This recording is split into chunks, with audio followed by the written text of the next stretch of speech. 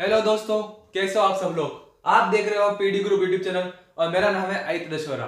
आज की वीडियो में हम बात करने वाले हैं अनलॉफुल असेंबली और अनलॉफुल असेंबली से रिलेटेड सारे जितने भी सेक्शंस आईपीसी के अंदर दे रखे हैं, हम उन सारे सेक्शंस को आज एक ही वीडियो में कवर करेंगे। तो वीडियो स्टार्ट करने से पहले मैं आपको बता दूं कि अगर आपने अभी तक चैनल को सब्सक्राइब नहीं करा है तो नीचे लाल बटन दे रखा है, उसे दबाइए, बेल आइकन को दबाइए ताकि अगले वीडियो की नोटिफिकेशन आपको सबसे पहले मिल जाए। और लाइक आखिरी में कीजिएगा अगर आपको वीडियो यूजफुल लगती है। तो चलिए अब हमारी इस वीडियो को स्टार्ट करते हैं और अनलॉफुल असेंबली का टॉपिक को आज एक ही वीडियो के अंदर क्लियर कर देते हैं। देखिए, इस वीडियो को मैं आपको सबसे पहले एक इन्फॉर्मेशन दे दूं कि आज की जो वीडियो है इसको हम दो हिस्सों में पढ़ेंगे। एक हिस्से में हम पढ़ेंगे कि जितने भी अनलॉफुल असेंबली से रिलेटेड सेक्शन है उन सारे सेक्शंस के जो नंबर है मैं आपको बता देता हूं। इन सारे सेक्शंस के नंबर जो है आपको उनको रिमेंबर रखने पड़ेंगे, याद रखने पड़ेंगे। वो आपके ऊपर डिपेंड करता है कि आप उसे रटिए या फिर आप उसे दिमाग में कैसे भी करके याद रख लीजिए कि ये सेक्शन पर्टिकुलर अनलॉफुल असेंबली से रिलेटेड है।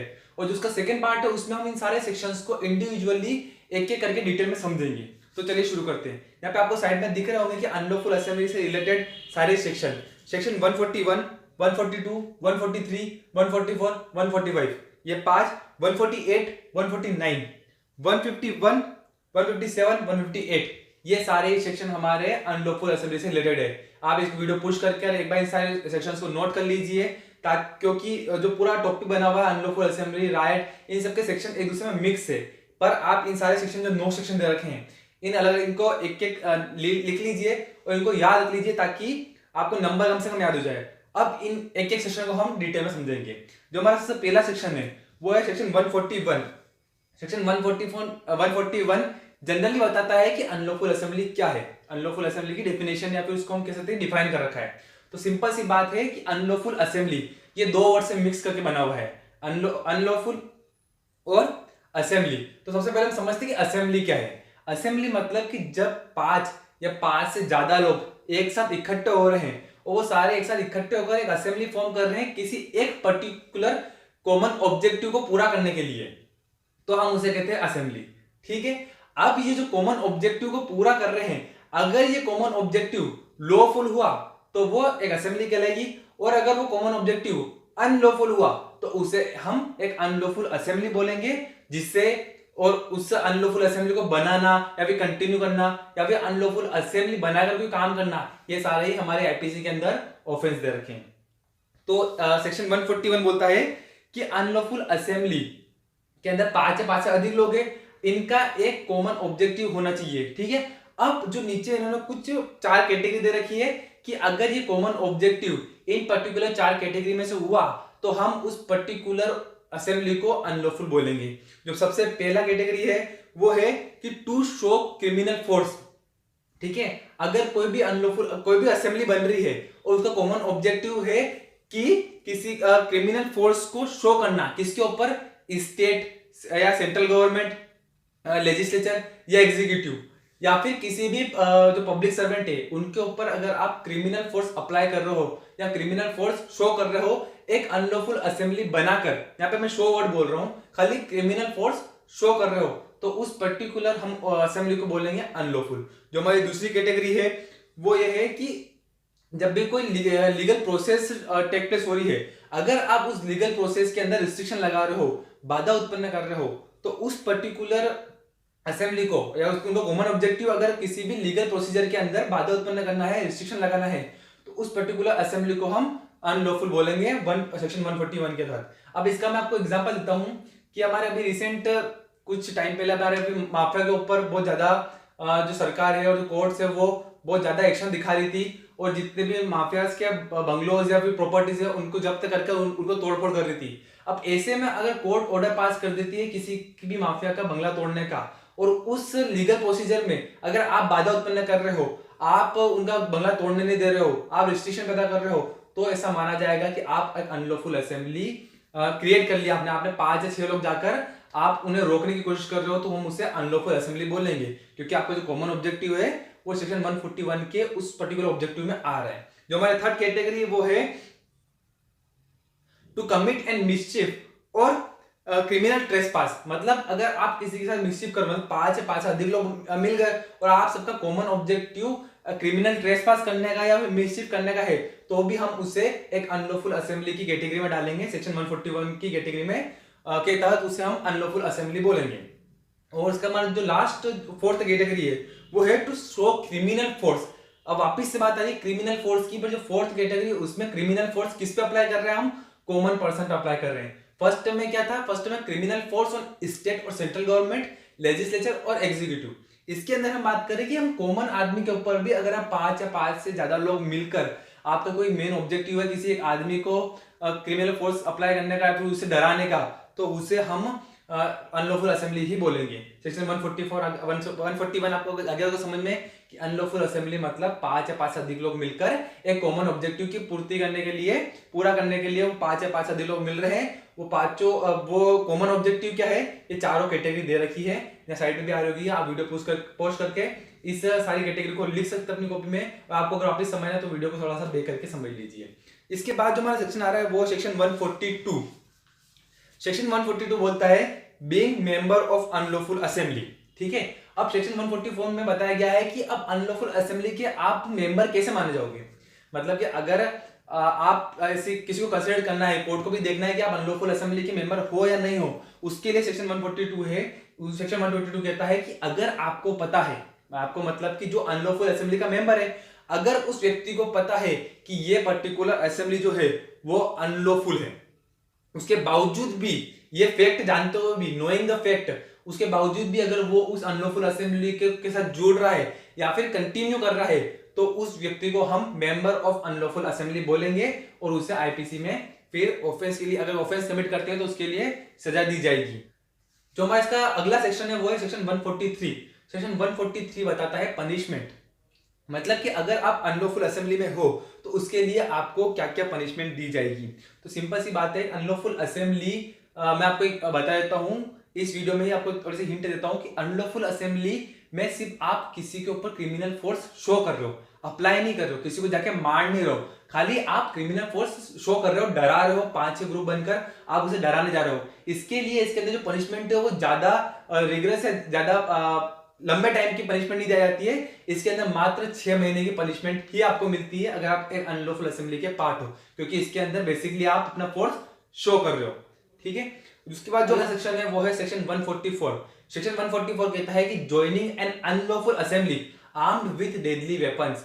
मतलब कि आप अगर ऐसी एक अनलॉफुल असेंबली को ज्वाइन कर रहे हो जिस असेंबली में पहले से ही क्या है, डेडली वेपन्स है, मतलब वो जो असेंबली बनी हुई है उसमें जो लोग है, उसमें मेंबर है, उनके पास ऑलरेडी डेडली वेपन्स है, तो आप सेक्शन 144 के तहत आप अपराधी माने जाओगे। अब इसमें एक पॉइंट आती है कि आपको वो फैक्ट पता होना चाहिए। अगर आप किसी भी एक अनलॉफुल असेंबली को ज्वाइन कर रहे हो और आपको ये बात पता है कि उस अनलॉफुल असेंबली में गन्स है या फिर कोई भी डेडली वेपन है, उसके बावजूद आप उस असेंबली को ज्वाइन कर रहे हो, तो आप सेक्शन 144 के अपराधी माने जाओगे। और जिसके लिए आपकी जो पनिशमेंट मिलेगी वो 2 साल की मिलेगी। यहाँ पर 6 महीने से बढ़कर कितने साल की हो गई, 2 महीने की हो गई। 6 महीने की पनिशमेंट सिंपल अनलॉफुल असेंबली और 2 साल की पनिशमेंट अगर आप उस अनलॉफुल असेंबली में डेडली वेपन्स है, तो आप 2 साल के लिए आपको पनिशमेंट दी जाएगी, मैक्सिमम 2 इयर्स की।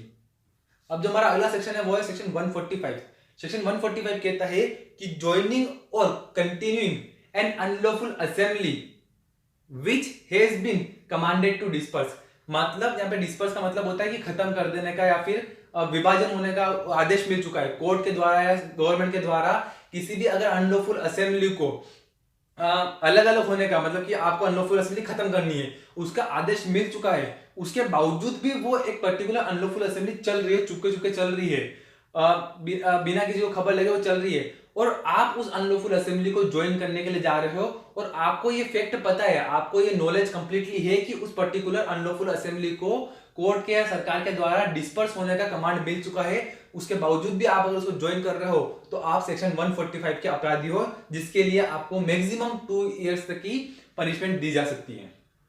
अब हमने सेक्शन 145 पढ़ा है, सेक्शन 145 के साथ ही हम सेक्शन 151 ले रहे हैं, क्योंकि ये दोनों ही एक दूसरे से मिलते जुलते, इंटरलिंक नहीं है पर एक दूसरे से सिमिलर है। कैसे?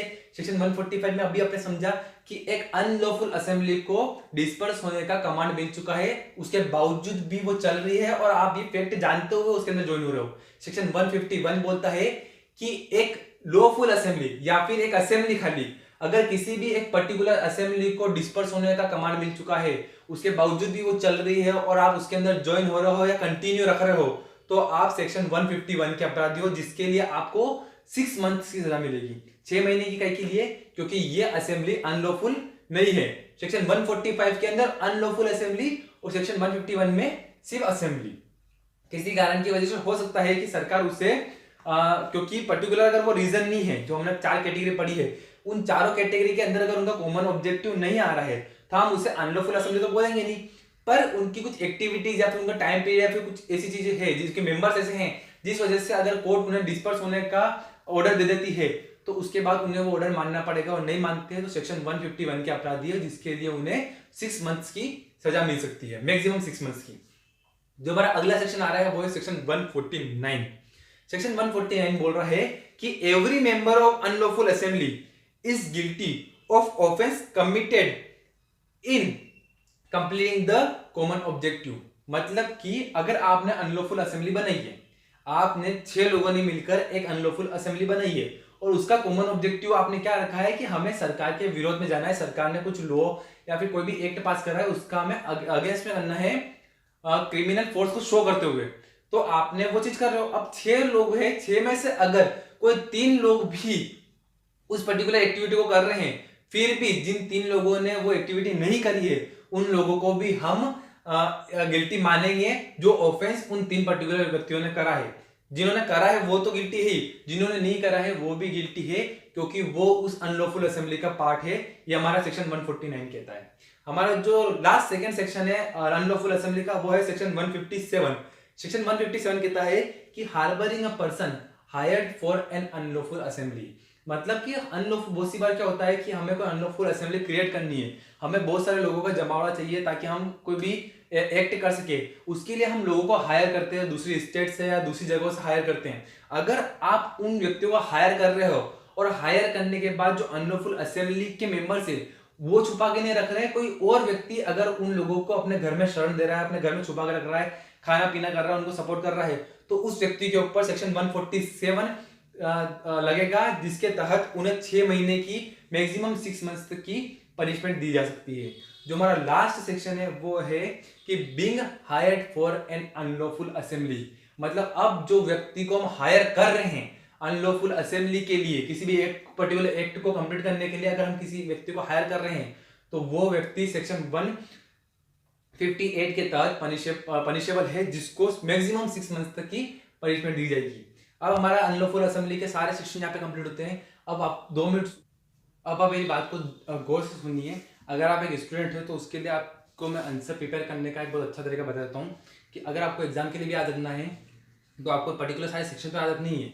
वो आप जब एग्जाम में लिख रहे हैं तो आपको जो हमारा सबसे पहला सेक्शन है सेक्शन 141, उसको डिटेल में समझाना है।